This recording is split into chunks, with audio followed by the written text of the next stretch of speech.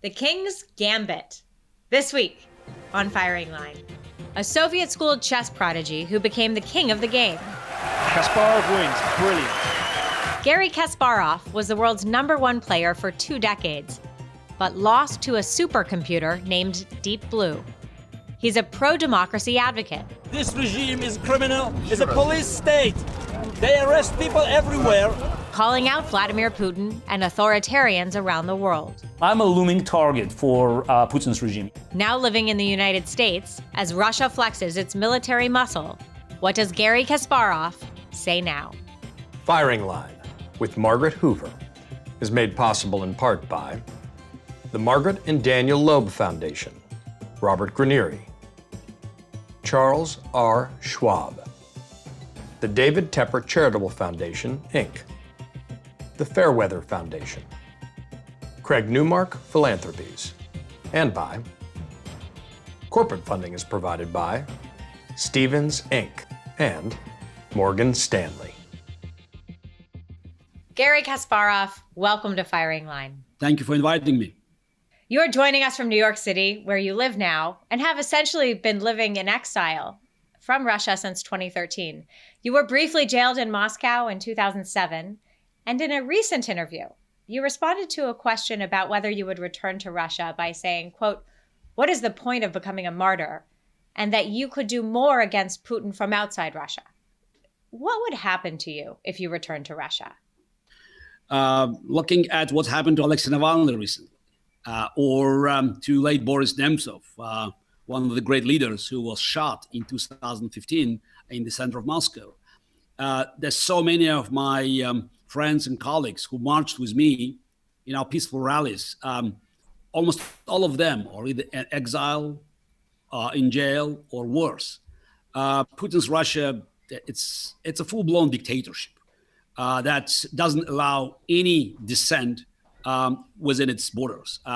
And I believe that staying alive, staying free abroad, I could do much more by revealing the truth about Putin's regime and also helping to unify the Russian opposition.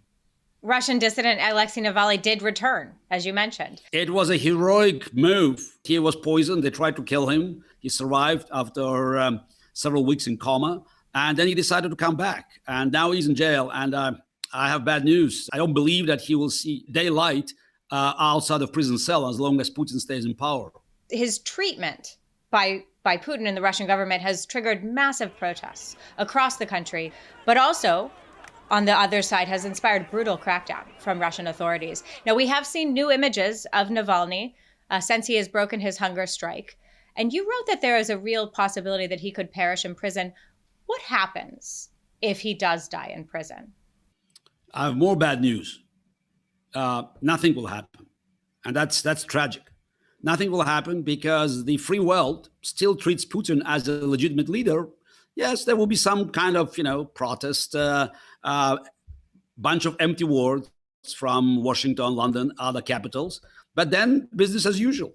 So Putin just has been testing how resolute the free world was in response of Navalny's treatment. And he found out that there was nothing to fear. What should President Biden do about Navalny? He had a very encouraging start, by calling Putin a killer, and that was well received by all of us because that's who Putin is. And then I don't know why, he offered Putin a meeting. For Putin, that's all he needs. It's not about the content of the conversation. It's about the fact that the president of the United States, the leader of the most powerful democracy in the world, is offering Putin a summit. That's how dictators reinstate their legitimacy and project the image of invincibility. Federal authorities are monitoring a cyber attack that has crippled the Colonial Pipeline, which runs from Texas to New Jersey and transports 45% of East Coast fuel supply. The FBI says DarkSide ransomware, thought to have come from Eastern Europe, possibly Russia, is responsible. Now, President Biden has said there is no evidence so far that the Russian government is involved, and the Russian government, of course, denies direct involvement. What do you think, Garry Kasparov? Of course, Russian government will deny it. This is the way every dictatorship works. This is the way KGB dictatorship works. attacking America, whether it's American democracy, whether it's American infrastructure, whether it's American interests worldwide, cannot happen without a direct instructions from the very top. The Biden administration has come in and has rolled out new sanctions in response to Russians' election interference, to cyber attacks like the SolarWinds breach, and also for the Russian annexation of Crimea. So 10 Russian diplomats were expelled. But is this enough?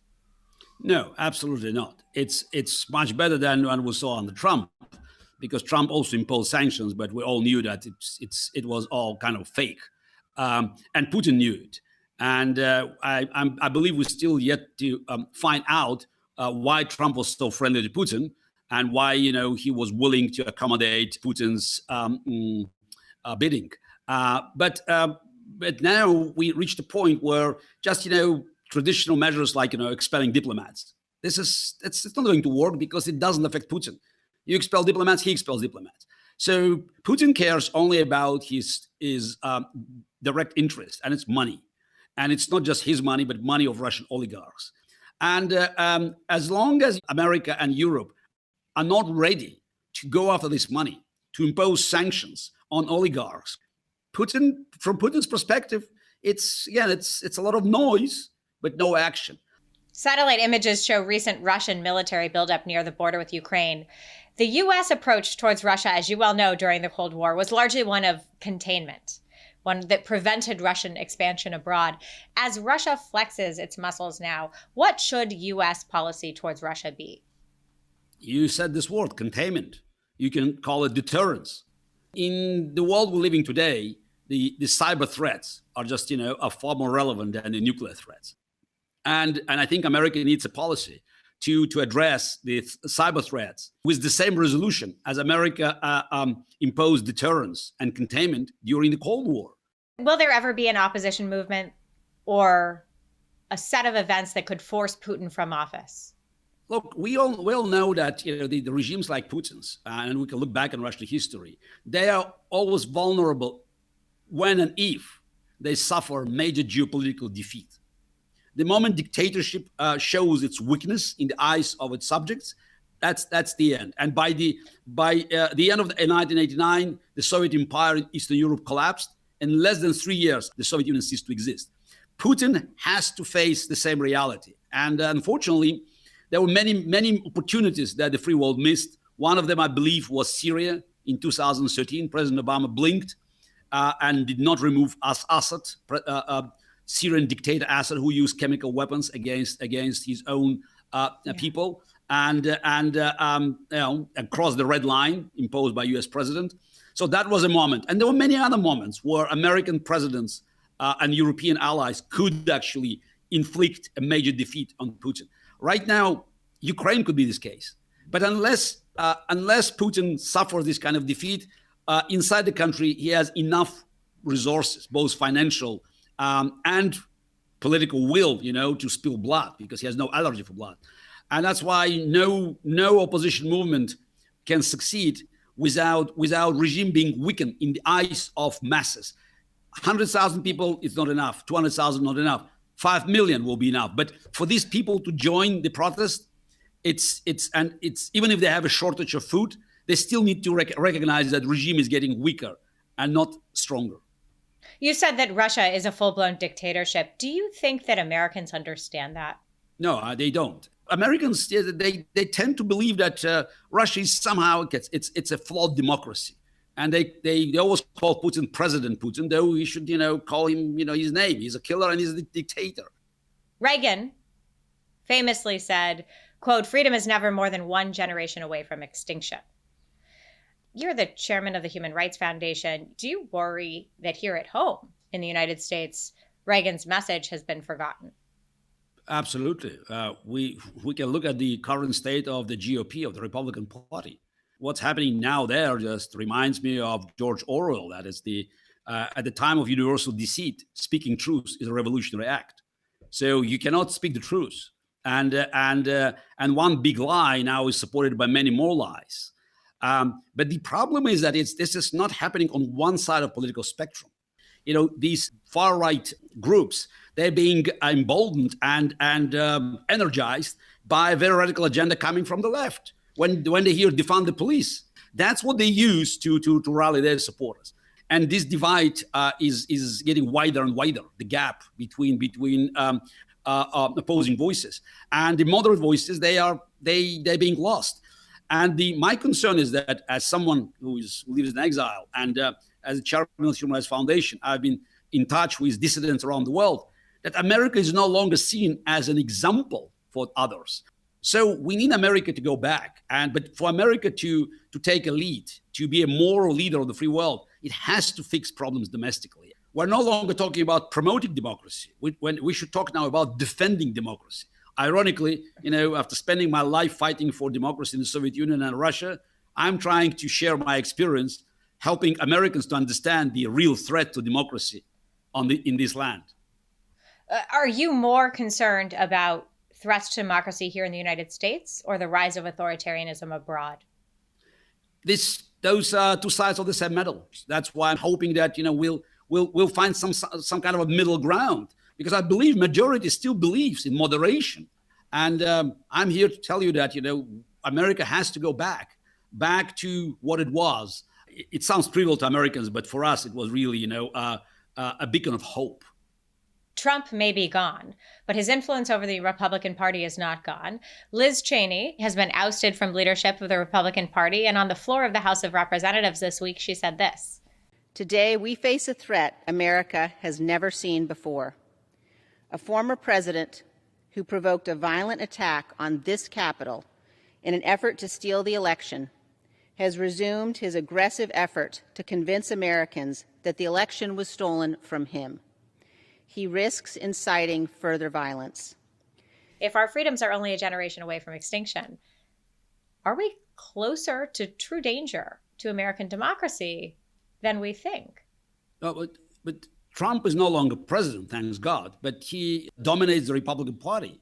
And the story of Liz Cheney, the sad story of a true conservative. So we may agree or disagree with her on many issues, but she stands her ground. She believes in certain things and she spoke about them, and she was punished for speaking the truth.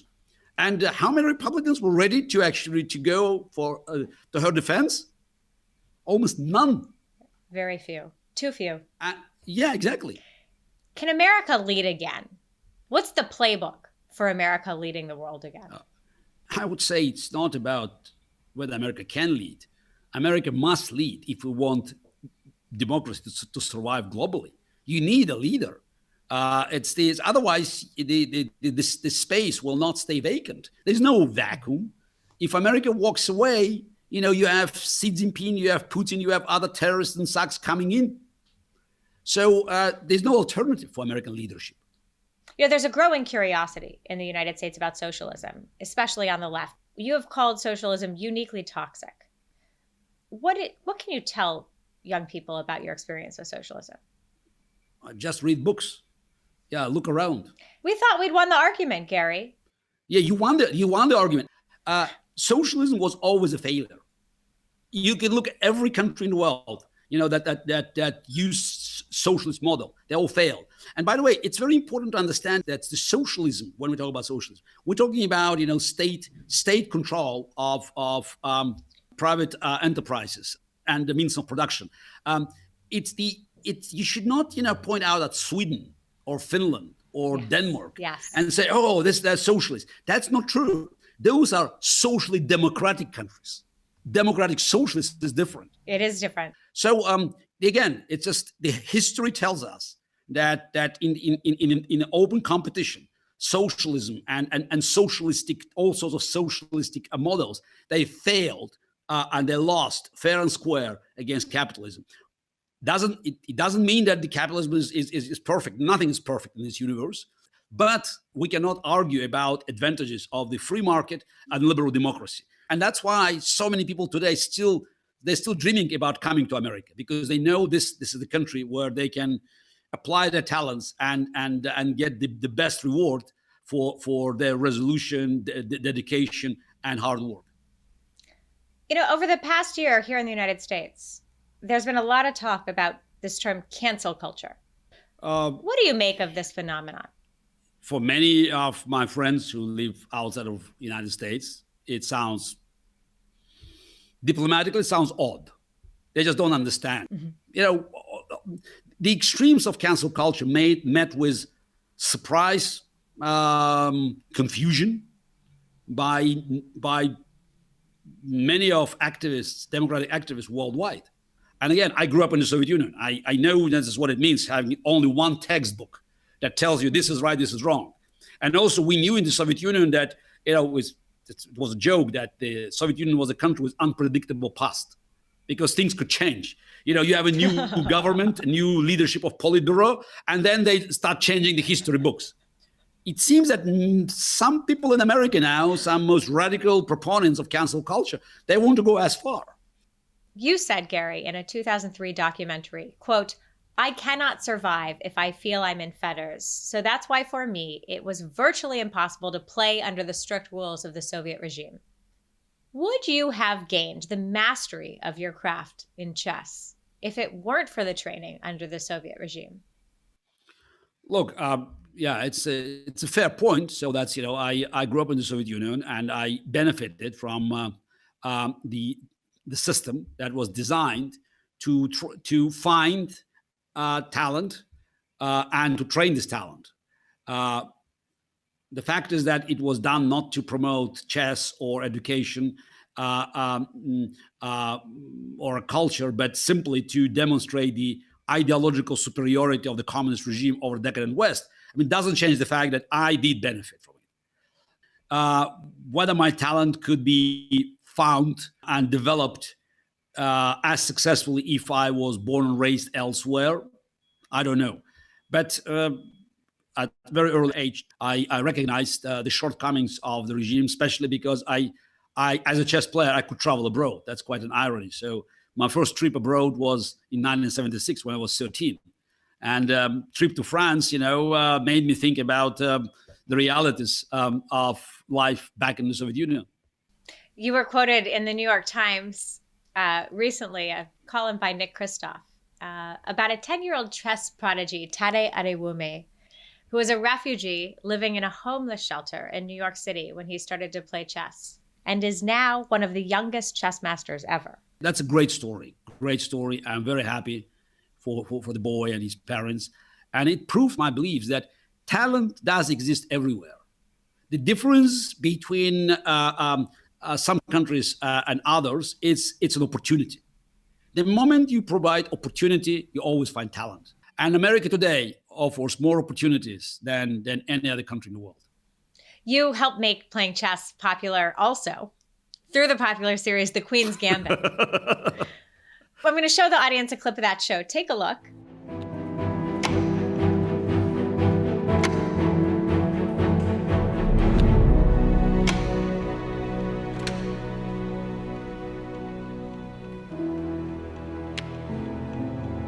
He's not doing what he's supposed to do.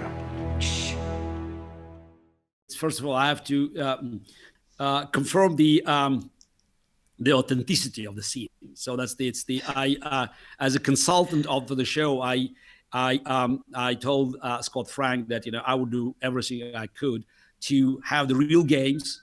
So I spoke to Vasily Borgov, Marcin Dorczynski, the Polish actor who played this Soviet champion, and he spent endless hours watching me playing. So that's why, to make sure that, you know, the way they take the pieces, so it will be very, very authentic. By the way, originally Scott wanted me to play Borgov, but I just had other engagements. But I went through the script and also I added elements that made it more relevant to these to the KGB role that it's played in chess. So the scene in the elevator, this is when Borgov spoke to the KGB guy. So I invented this one. Когда она ошибается, она злится и может быть опасна. Как все женщины.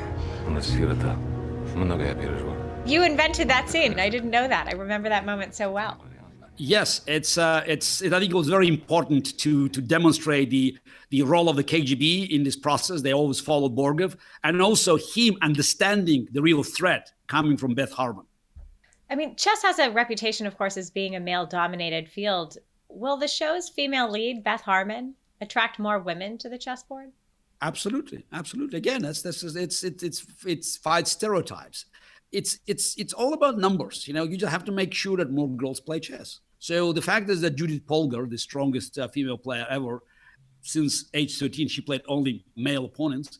At one point, she made it to top 10. So it tells you that it's doable. But again, it's all about numbers. It's all about opportunities. 24 years ago this week, you famously lost a chess match to IBM's Deep Blue computer right here in New York City. And you have since come to peace with that loss.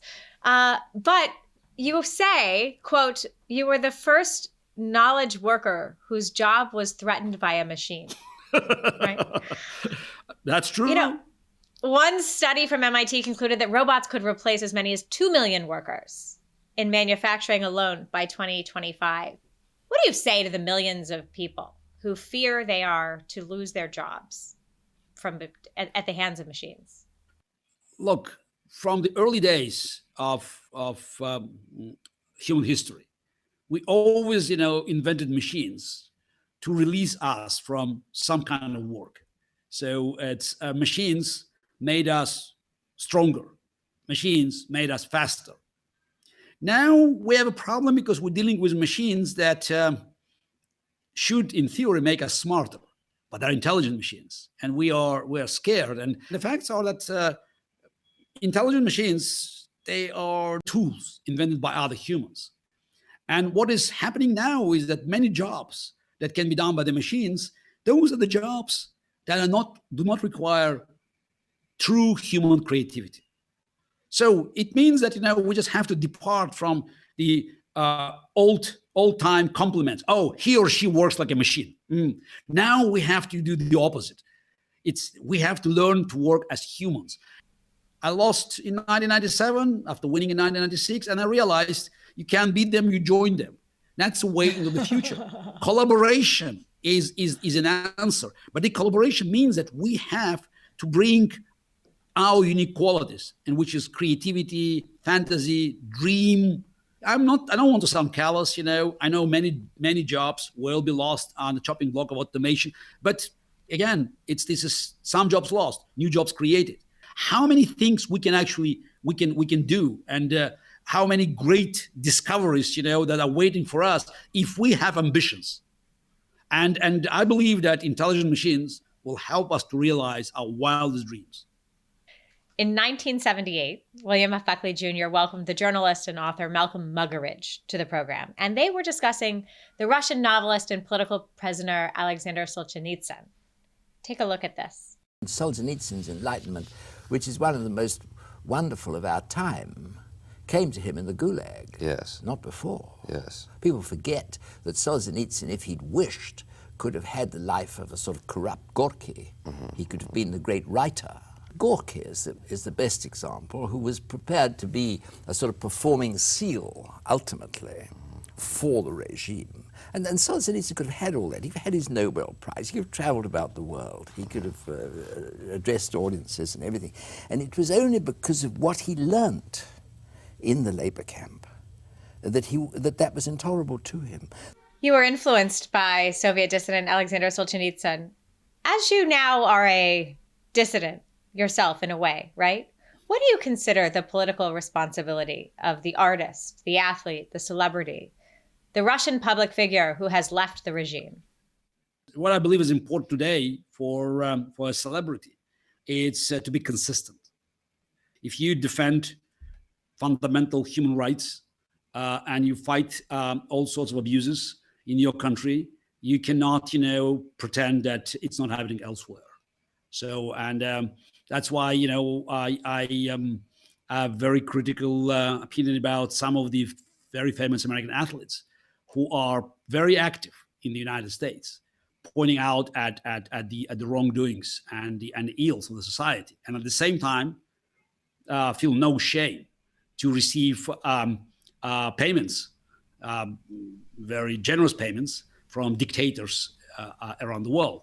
So consistency is very important. Who are you talking about? LeBron James, number one. Yeah, it's very from clear. China. So that's the man who's promoting the racial justice here, and not just receiving money from Chinese. He spoke against those in America who tried to point out at the genocide of Uyghurs and suppression of voting rights in Hong Kong. consistency is very important, because the moment you show this inconsistency, so you damage the cause, because people don't believe you. They say, it's because you can make money on that. So you'd better shut up, but not just showing double standards to in different places in the world. So I was always consistent, yes, and I'm happy to take a stand, and it doesn't change whether I talk about American foes or American allies. As a chairman of the Human Rights Foundation, I can tell you that an Oslo Freedom Forum, it's our signature event that I've been doing for many years. So we had guests and speakers and human rights activists from all the countries, no matter whether they were pro-American or anti-American. Garry Kasparov, thank you for joining me at Firing Line. Thanks again for inviting me. Firing Line with Margaret Hoover is made possible in part by the Margaret and Daniel Loeb Foundation, Robert Granieri, Charles R. Schwab, the David Tepper Charitable Foundation, Inc., the Fairweather Foundation, Craig Newmark Philanthropies, and by corporate funding is provided by Stevens, Inc. and Morgan Stanley.